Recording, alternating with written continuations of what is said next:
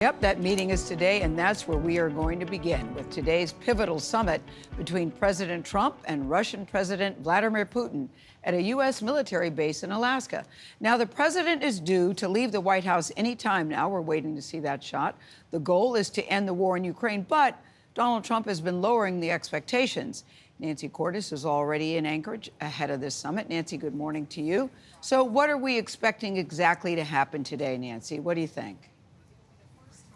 Well, good morning, Gayle. We've got some breaking news. According to Russian state media this morning, the Russian foreign minister, Sergei Lavrov, has already arrived, as has the Russian ambassador to the U.S. Putin and Trump expected to arrive here later today. Now, the best case scenario, according to the Ukrainians, would be for Putin to finally agree to a full temporary ceasefire today in the air and on the ground, which would pave the way for more permanent, more detailed talks about an end to this war. I think President Putin will make peace. An optimistic President Trump said he'll know within minutes today whether Vladimir Putin is ready to end the war. He pegged the chances of a failed summit at just 25%. If it's a bad meeting, it'll end very quickly. And if it's a good meeting, we're going to end up getting peace in the pretty near future. Here in Anchorage, Putin and Trump will meet one-on-one with only their interpreters present before opening up the talks to include their top advisors. It's a similar setup to their 2018 summit in Finland, where Trump sparked widespread shock by siding with Putin over U.S. intelligence about Russian meddling in the 2016 election. He just said it's not Russia.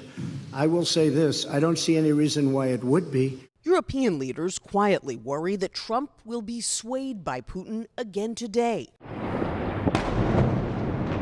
Russia's air assaults on Ukraine have only grown more intense since Trump took office, even as Putin claims to want peace. Yesterday, he praised the Trump administration for its, quote, energetic and sincere efforts to stop the hostilities. Hostilities that began 3.5 years ago when Russia invaded Ukraine unprovoked. Today, Russia controls nearly 20% of Ukrainian territory. Tens of thousands of Ukrainians have been killed, and an estimated 250,000 Russians. Secretary of State Marco Rubio. I think we all recognize that there'll have to be some conversation about security guarantees. There'll have to be some conversation about, territorial disputes and claims and what they're fighting over. I think the president's hope is to achieve some stoppage of fighting so that those conversations can happen.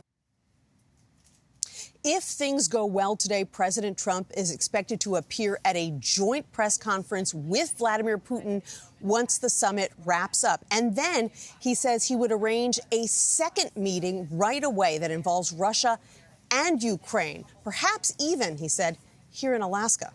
Tony? Nancy, thank you very much.